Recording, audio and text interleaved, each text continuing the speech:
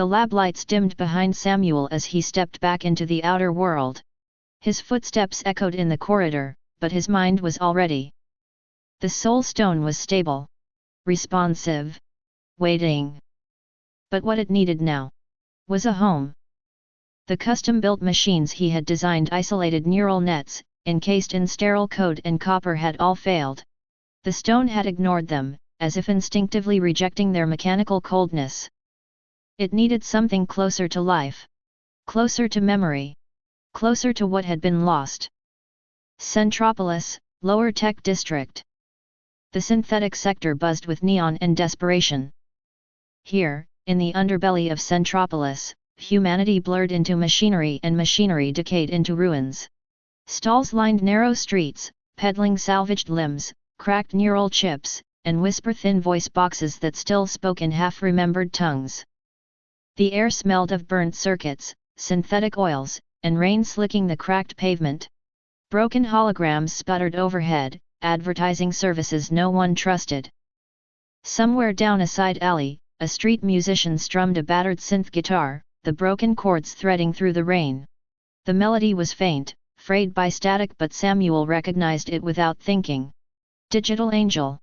A song about memory, loss, and the impossible dream of saving what could not be saved. He didn't slow. He didn't look. But the song followed him down the street, stitched into the seams of the city like a ghost.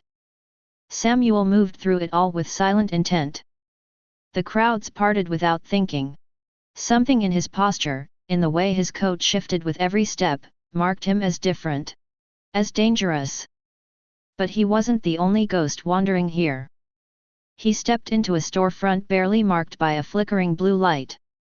Inside, a woman sat behind a cracked counter, polishing the eye socket of a humanoid faceplate. Her name tag, scratched but readable, read, Sarah. She didn't look up. Looking for something specific, she asked, voice dry as dust. A synthetic model, Samuel said. Flexible neural core. Full-body humanoid interface. No active AI. Sarah paused mid-Polish. That's not a common ask, she said slowly. Most folks want something that talks, walks, takes commands. You want a blank slate. Samuel nodded once.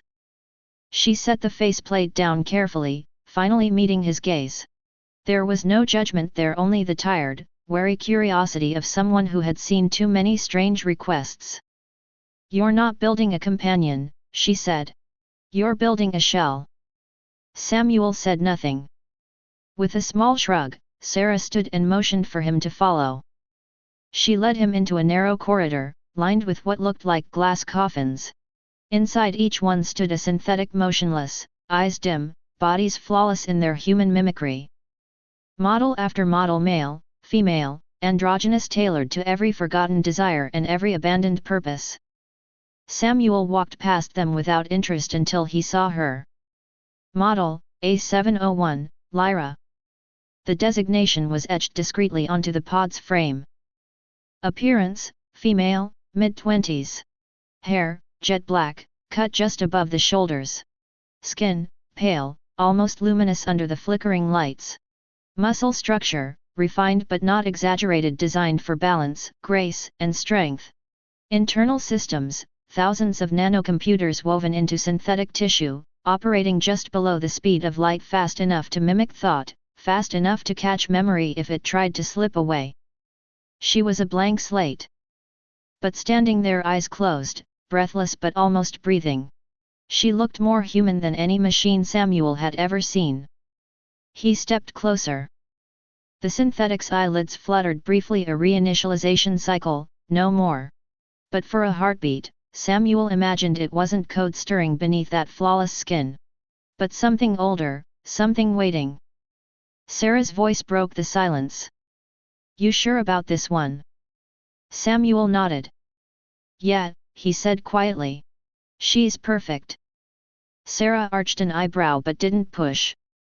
Names in the designation, she said as she began tapping on the control panel. Lyra. Don't know why they started naming them after constellations. Guess it made people feel better. Samuel barely heard her. His hand rested lightly against the glass. Lyra. Not Amelia. Not a replacement. But maybe. Just maybe. A beginning. He completed the transaction without ceremony. No contracts. No promises.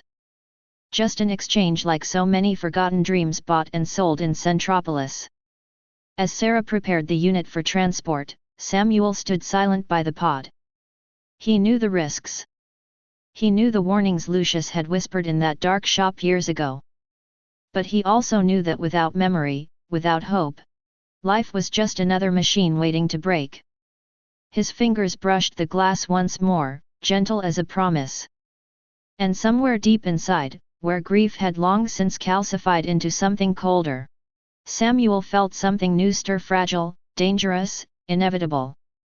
This was where it began. This was where Project Lyra was born.